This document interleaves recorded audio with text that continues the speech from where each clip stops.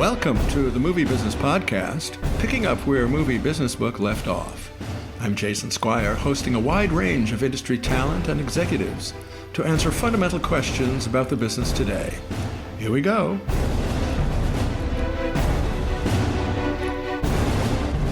And welcome to our annual year-end review and predictions. The Crystal Ball episode, a look at 2026, with ILAN HAIMOFF, partner and entertainment practice leader at accounting firm GHJ. His specialty includes forensic accounting on behalf of talent, investors, co-producers, distributors, with over 30 years serving clients in entertainment and financial services. ILAN has overseen countless audits and has studied the evolving business from a unique vantage point. We're happy to have him back for this episode. Welcome, ILAN. Thank you for having me, and I can't believe it's been a whole year since we last spoke. It is, yes. It does speed up, doesn't it? My goodness. So, by way of introduction, the vapor of uncertainty in the business will continue as opportunities decrease due to consolidation, unsustainable debt, AI, and job loss. The younger audience continues to value personal screens over theatrical, with the box office unlikely to return to the pre-COVID numbers anytime soon, if at all. Sports licensing deals continue to dominate with the help of online betting apps. And Netflix is buying Warner Brothers, and NBC Universal is splitting apart, two historic changes in the studio business. On the downside, it means one less competitor, one less buyer, and it's bad for theaters. Press releases will put a positive spin in corporate speak on all of this news, but the writing is on the wall. ILAN? You have summarized it well. There is always change, but I think what you just described is monumental, especially the news of Netflix entering into an acquisition deal with Warner Brothers Discovery following Skydance and Paramount coming together. And it literally is back-to-back significant changes. And we'll have to wait and see how all of that will shape and change and affect the business all the way from studios and streaming companies down to the talent. We'll have to wait and see. Exactly. A very exciting time to observe all of this. So together we'll cover 10 topics: management, talent, production, artificial intelligence, distribution, exhibition, location-based entertainment, streaming, sports licensing, and other media. But first, the latest cell phone craze is verticals, or microdramas. These are short-form soap operas, with each episode only a few minutes long, ending with a cliffhanger. It's extremely popular in China, where revenues are expected to be higher than local theatrical box office. In the U.S., analysts estimate revenue between $3 and $8 billion. Here's a sample business model from DramaBox, based in Singapore, which has a production hub in Los Angeles.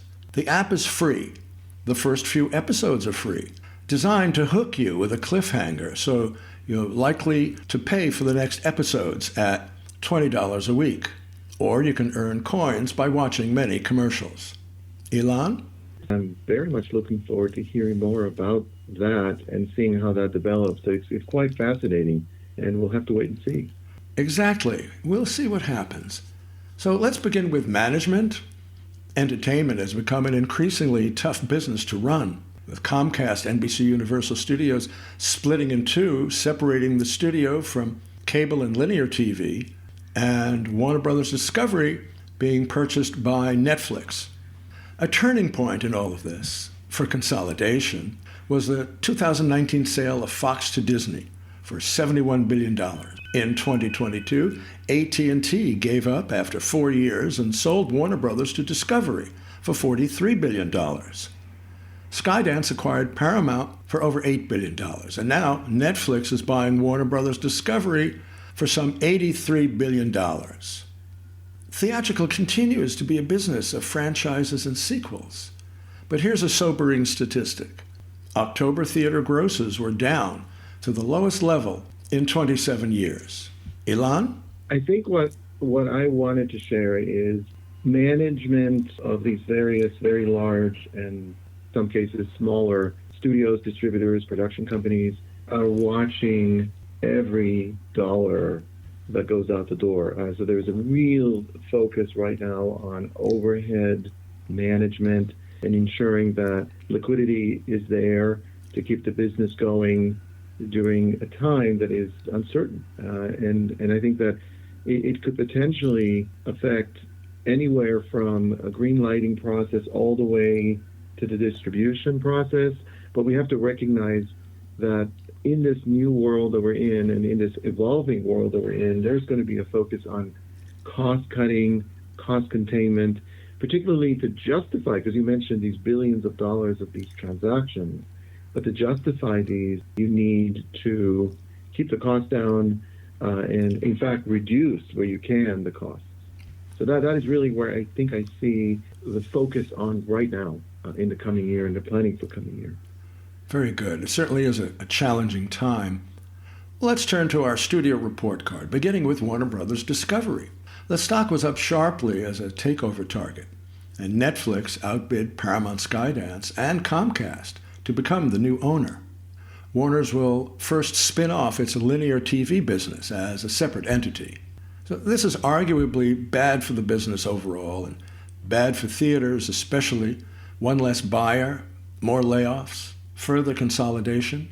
It'll hurt deal-making for at least a year due to uncertainty and regulatory review. But here's a classic studio redemption story. Just as rumors of firing the top Warner Brothers movie executives last year due to a string of flops, the studio came roaring back in the summer with 7 #1 movies in a row. And those 2 top executives were rewarded with early renewal of their contracts. Ilan? Yeah, I think that people will, again, this is my view, people will go to the theaters, people will consume content if there's quality. And I think that if there's a buzz, people talk about film and television with their friends and family, and they watch social media. But overall, and maybe I'm repeating what you said, but there is quite a bit of concern right now with the likelihood of contraction of the amount of production that will be greenlit and then produced in the coming year because of that overall concern of what will happen from a regulatory standpoint with respect to the deal between Netflix and Warner Brothers. I think you mentioned this. Warner had an amazing year in terms of content creation. The audience loves it. But the question is what happens now? And will there be willingness to take risk, in terms of new content, again, to keep the audience interested, to keep the audience coming to the theaters? Or will they be looking at the upcoming slate and saying, let's be safe, let's focus on franchise, let's focus on things that are less risky?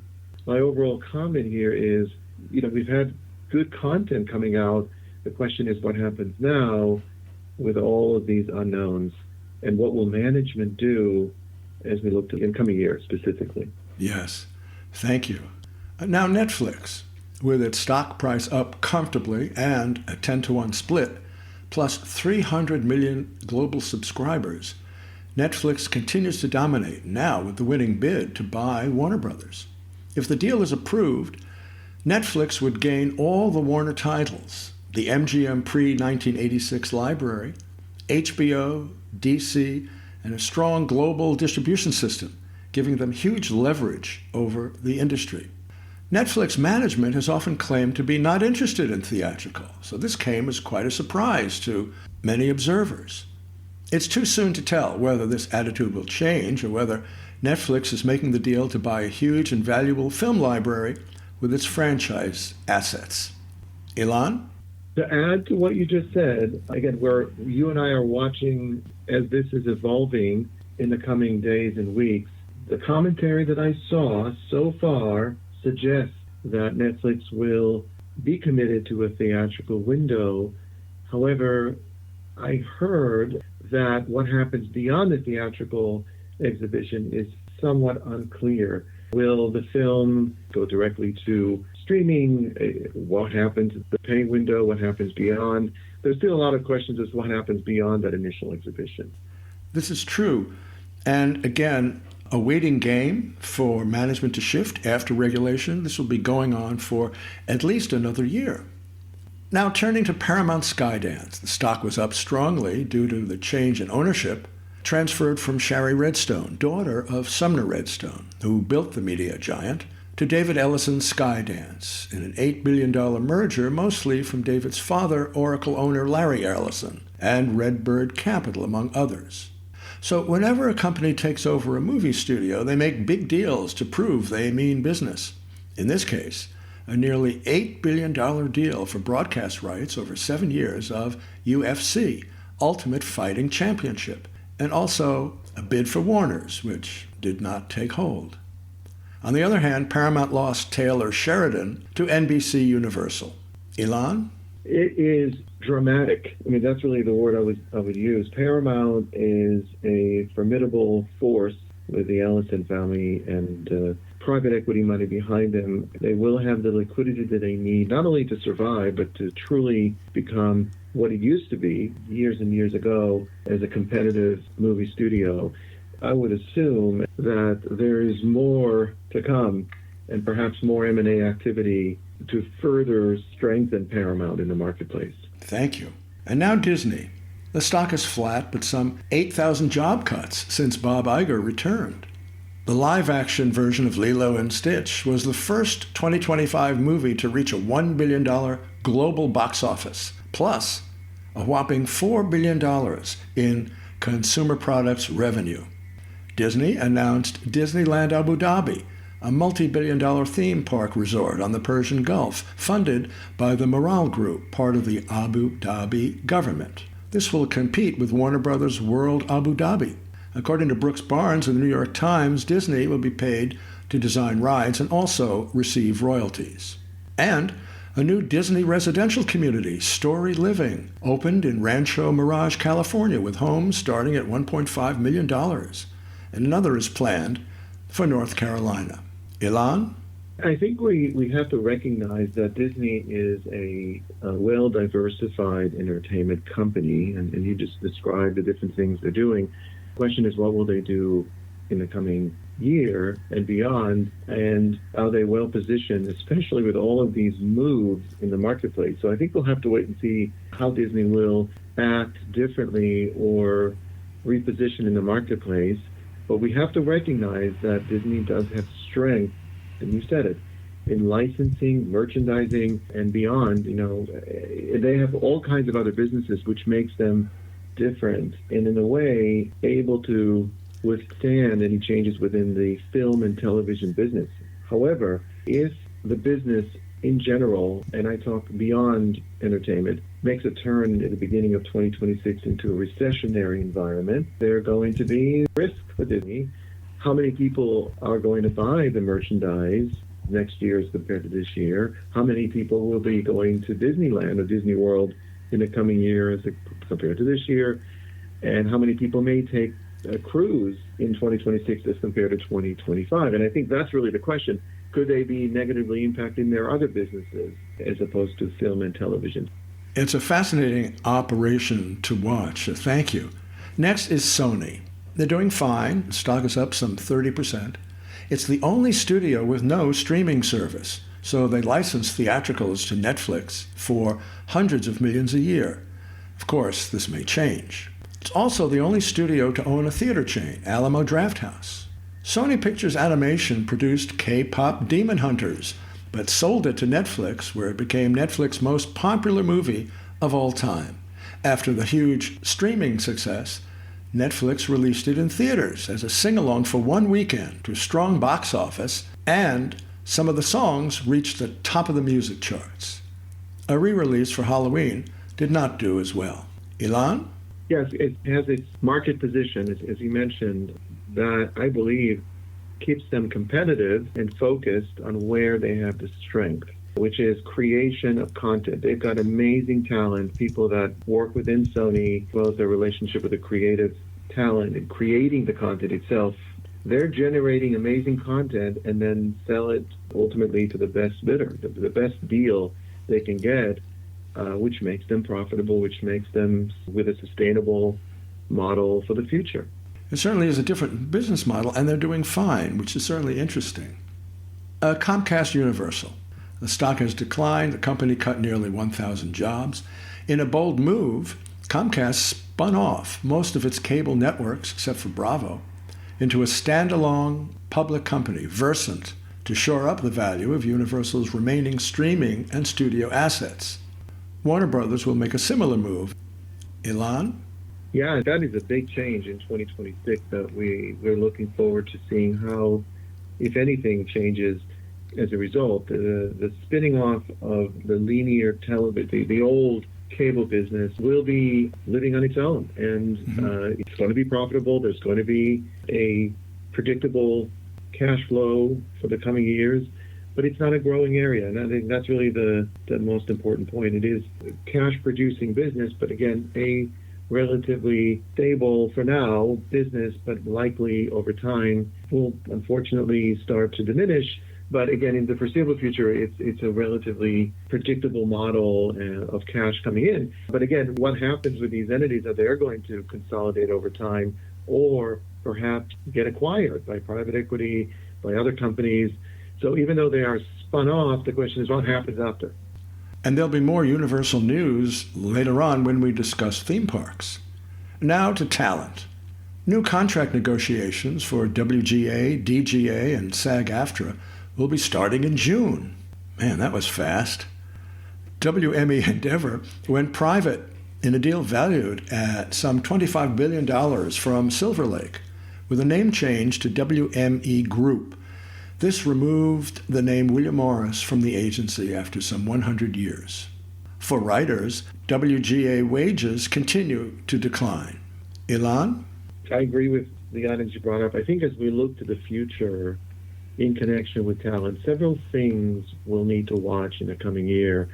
One has to do with AI and how production companies and distribution companies use AI and how that impacts talent. I think that's going to be a critical item of discussion between the guilds and the studios in the coming year and beyond. That's one thing. The other, there is an ongoing question as to how the talent should be compensated for their contribution, especially in success. And the question is, will the compensation model be evolving into some form of a hybrid model of a fixed compensation as well as a form of contingent compensation, whether it's bonuses, whether it's a share of the net profits that we've had in our business for the past certainly 100 years plus, but it is still an ongoing battle as to how the talent will get paid. A good example of that is we see studios get acquired by streaming services, and the question is, what is the more predictable model of paying the talent? Presumably the streamers are going to want to have more predictable models that are more fixed in nature, that are certainly going to be pulling away from the old model. But at the same time, perhaps they need to think about, well, if the show or film is not profitable, perhaps it's better to go into some form of a contingent arrangement. And bear in mind that Netflix has never paid back end on a movie. They just don't have it in their contracts. Turning now to production. Budget reductions continue except for tentpoles, generating fewer movies but a continuing overwhelming supply of streaming product. ILAN? I think it's important for me to bring this up now. We may perhaps bring this up later on, but there is a ever-increasing competition for attracting production. So various territories around the world are improving, enhancing, making it more attractive to bring production into their territory. And it's all over the place. I mean, you've got different places with more improvement certainly in 2025, we see it to attract, unfortunately, a contracting number of productions that are looking for places to produce. So that's one thing to keep in mind, is there's more competition between different territories, California being one of them. UK had an amazing improvement, specifically in connection with independent film. Again, all of this happening in 2025. Mm-hmm. The other thing that is interesting, and I don't know how this is going to develop, but there's conversations of a potential for an overall production tax credit provided for by the federal government here in the United States that go far and beyond different tax benefits that are available. And why this is now coming up is because other international territories are providing for an overall federal tax incentive. And again, to make the United States more competitive, there may be willingness or interest by the Trump administration to support that. I've heard at least a few times now this year about the potential for an overall federal tax incentive. Very good. And there is a new movie budget plateau, the $400 million club, reported by Pamela McClintock of The Hollywood Reporter. Mission Impossible Final Reckoning from Paramount Skydance was budgeted at $400 million, an estimate reduced by millions in rebates and tax incentives. Warner Brothers' Superman was not far behind. These enormous tentpole budgets are not sustainable, but justified by studios because they add value to a franchise library in streaming revenue, merchandising, TV licensing, DVD sales in perpetuity. But for lower budget original theatricals, the outlook is bleak. While consumers clamor for more comedies and dramas, Brooks Barnes in the New York Times reported that 25 of these titles failed at the box office before the holiday season. Ilan?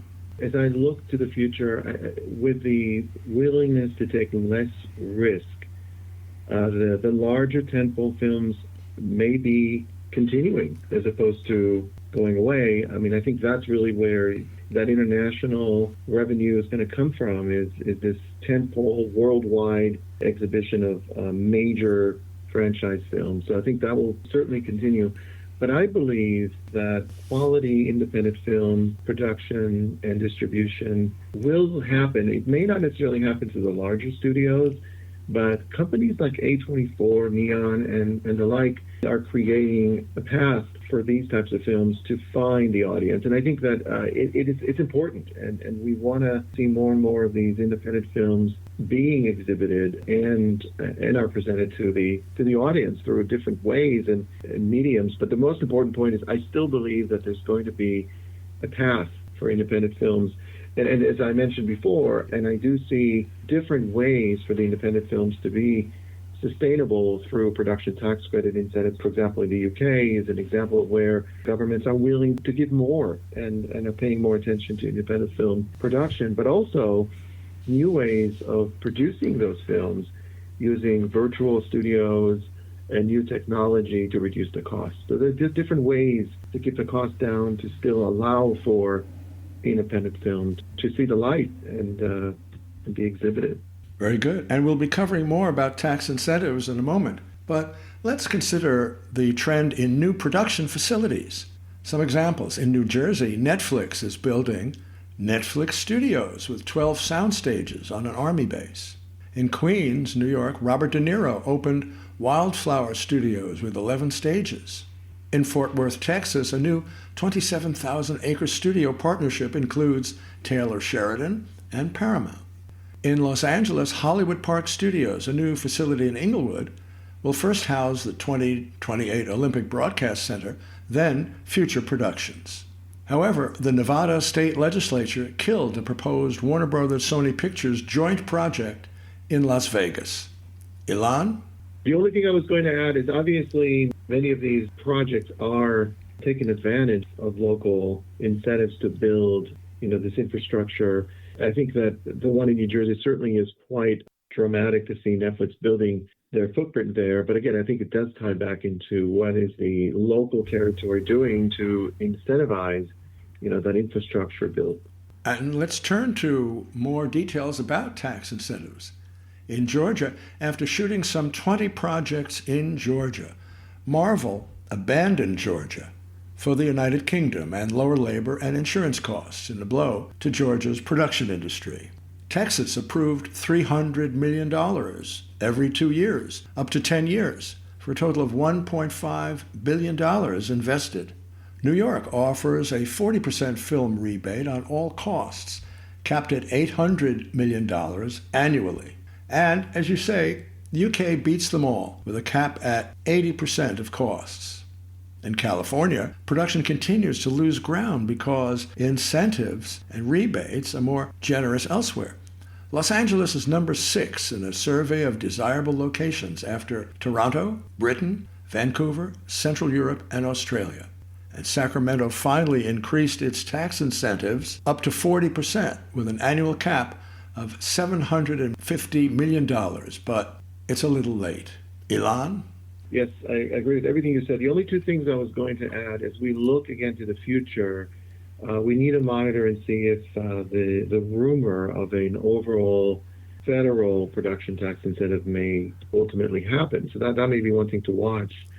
The other thing to keep in mind is California is doing a better job focusing on enhancing the benefits of producing here locally, but there are things that we can still do to improve it. So that I think it's moving the right direction, but more hopefully to further make California more attractive for production.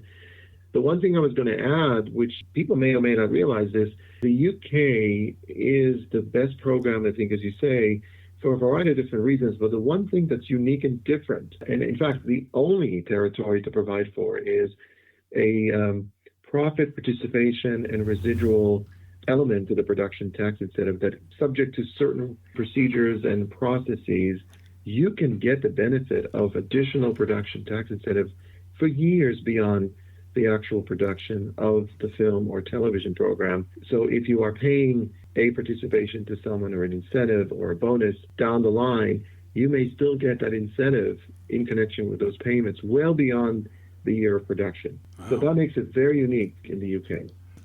Thank you. Turning now to artificial intelligence. It's gaining traction everywhere. While it enhances workflow, it also replaces jobs. Ilan? Yes, this is an area that is very sensitive to the talent, the agencies. We'll have to wait and see. On the one hand, AI provides for efficiency, and I think that's important. Efficiency is critical now. However, how do you balance that with copyright and other regulatory and legal considerations?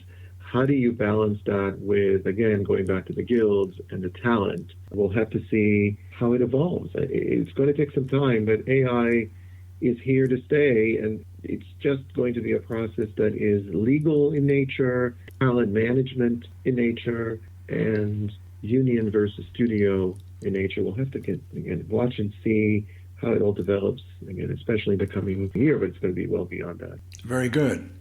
OpenAI introduced Sora 2, enhancing its generative artificial intelligence tool, creating super realistic video based on written prompts. It's an industry game changer with the potential of replacing many jobs. Meanwhile, Meta introduced the competition, Meta Movie Gen, for creating and editing videos with sound and music based on simple text prompts, like the koala on a surfboard. So there's an explosion of AI studios working with software accessible to all. Where the Robots Grow has been called the first all-AI animated movie from British writer-director Tom Payton. And while AI can be a cost-cutting tool, here's a scary thought. Peter Deckham, in his Unshred America blog, quotes an article by Judd Rosenblatt, CEO of AE Studio, about giving ChatGPT's 03 model a simple script that would shut off the model when triggered. In 75 out of 100 trials, 03 independently edited that script, so the shutdown command would not work. It simply concluded on its own that staying alive helped achieve its goals. Ilan? I think it's a new world, but again, I think that we have to recognize there's going to be bumps along the way, and we have to recognize that storytelling, whether it's the writing, whether it's the performing, is human in its core. And I don't know exactly how AI can completely replace the process, but it certainly can enhance the process. It is something that will take time, and we'll have to overcome all kinds of challenges, whether it's legal, whether it's process-oriented, whether it's, again, human-oriented. We'll have to wait and see. And speaking of human-oriented, let's not forget Tilly Norwood, the AI-generated photorealistic character created by Particle 6 in the UK. This faces a backlash from actors and SAG-AFTRA, against the possible replacement of human performers by synthetics. Guild negotiations will heat up on this subject starting in mid-2026. And watch the trailer for The Sweet Idleness, anticipated as the first photorealistic AI feature. Ilan? I think you've covered it. The only thing I was going to say that in our subconscious, we humans don't necessarily like AI-generated replicas of humans. And I think that's really what I'm saying, is I think that there's this psychology aspect to this robotic approach to creating AI actors and actresses. And again, everybody has a different view, but I just don't know if it's ever going to stick. I think that our human nature and our subconscious, once we recognize it's not human, we're not necessarily going to follow or be willing to watch something. It has to be human. Again, you can enhance it. There's no question about that. The enhancement isn't in any way, in my mind, a debate and making it more efficient. But replacing the human aspect of content creation is a big challenge. Thank you. And now to distribution.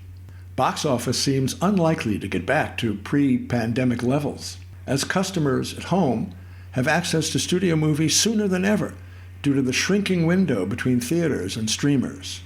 Ilan?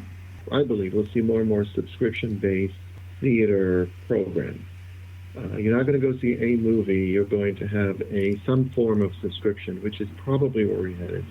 Meanwhile, A24 continues to be an independent distribution trailblazer.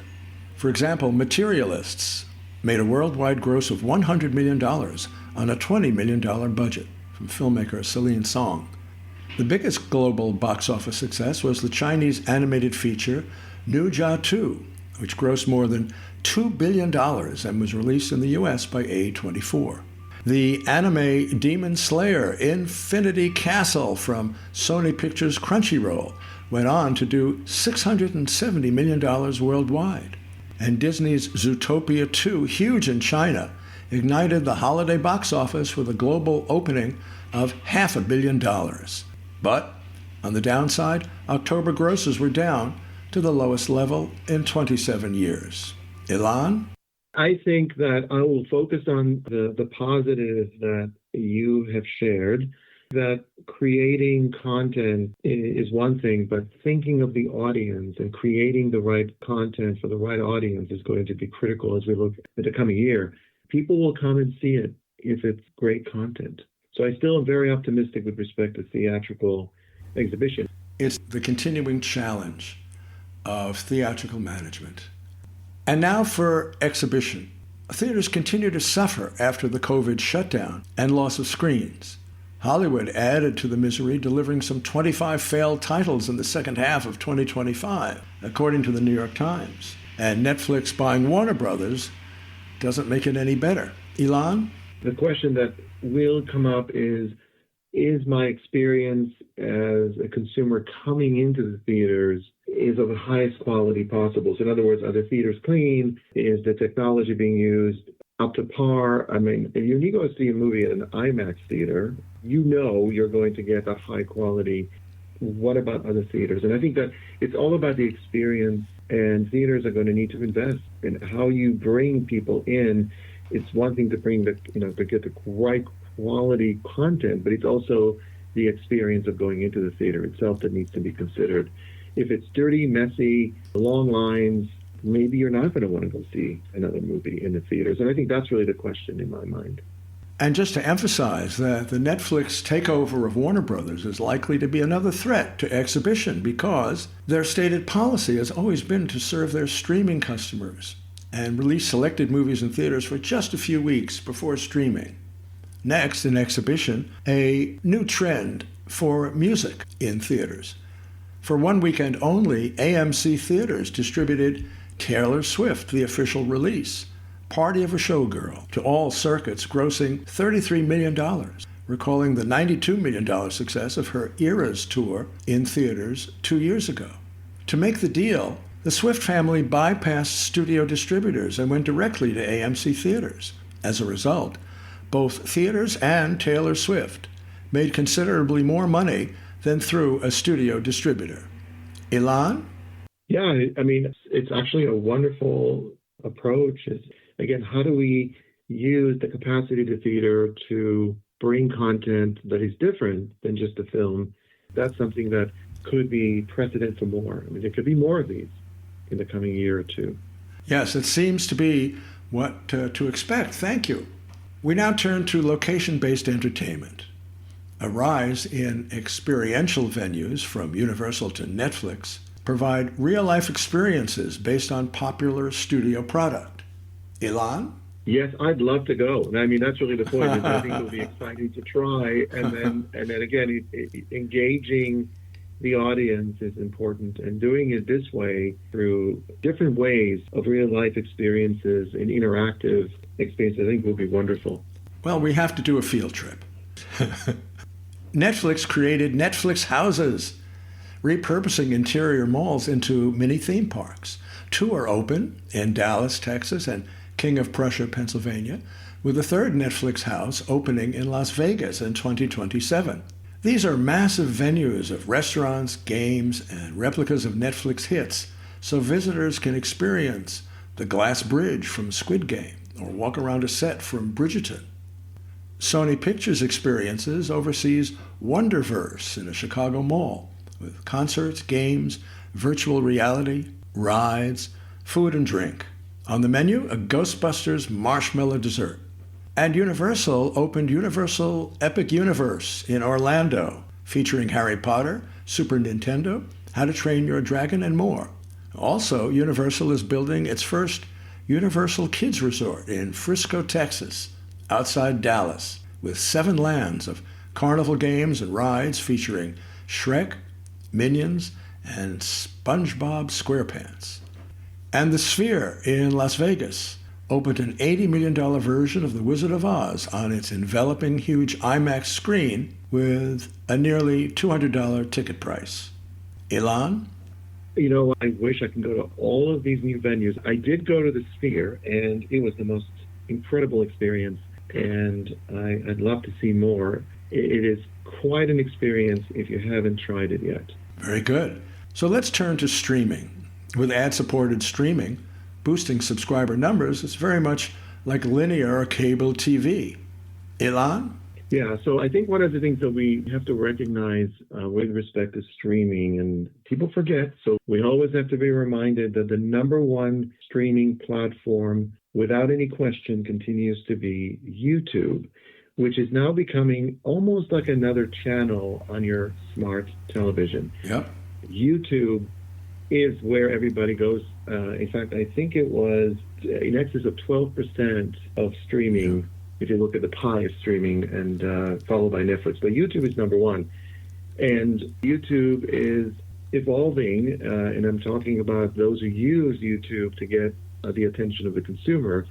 So you've got all kinds of channels within YouTube where people go to and follow these particular channels that are much, they're niche oriented. But YouTube is a place to watch as to where it goes from here as it becomes something different than it was many years ago. And advertising revenue follows that.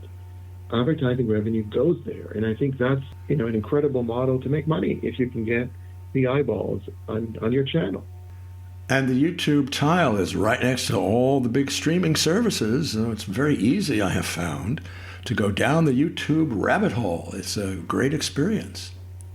So also, on viewership, no surprise, Nielsen reports streaming has surpassed broadcast and cable combined. So this is historic. Streamers have shifted strategy from market share to profitability to please Wall Street. But there is still no reliable way to measure success or to reduce churn where customers cancel and then sign up again. Ilan? Yeah, I have nothing further to add on this. I'm not sure if linear is going away because it just depends on where you are within the United States. Some parts are still heavily dependent on linear and cable, while other parts of the country with more broadband have the ability, to shift to streaming in a more effective way. Very good. And now for our streaming report card. Netflix is highly profitable with 301 million subscribers worldwide. They spent around $18 billion on content in 2025, $2.5 billion in marketing, and ended password sharing, which led to a big boost in subscriber numbers. Disney Plus with Hulu is profitable with 183 million global subscribers, spending $23 billion on content. HBO Max from Warner Bros. Discovery is on track for profitability with 125 million global subscribers, spending $19 billion on content. Paramount Plus is on track to be profitable with 78 million global subscribers and spending some $15 billion on content. Ilan? I think that I'm going to go back to a topic that brought up right at the beginning of our podcast, which is Netflix acquiring Warner, including HBO Max. And what the numbers you just shared, how will the world look like with Netflix and HBO coming together? This will be an area of focus, I believe, by the government as they look at this deal, considering Netflix and HBO together would be by far the largest streaming service provider if you were to combine the two into one. Right. Well, as you say, stay tuned. Turning to Amazon Prime Video, not profitable on its own, with 200 million subscribers, spending $10 billion on content, including $1 billion for Thursday Night Football. Peacock from Comcast NBC Universal has narrowed its losses with 41 million U.S. subscribers and spending $5.7 billion on content. Apple TV is not profitable, like a loss leader for Apple's products, with some 25 million subscribers spending $7.5 billion on content. And Sony remains the only studio without a streamer. Instead, it licenses movies to Netflix and Disney Plus for some $3 billion annually. Ilan? That was a great summary. I think just to end with Sony being the creator and then selling that to the streaming services and any other platforms out there is an interesting model that seems to work. That's right. And now we get to sports licensing. There are huge licensing deals been made, and this is a very hot business. But in a growing maze of deals and platforms, consumers need to work to find their favorite teams. Ilan? Yes, I think that, and you said that earlier, I think sports is a critical area of focus, especially in the coming year. Without any question, sports is really where the focus is, and more specifically, college sports. Lots and lots of money is going in the direction of college sports.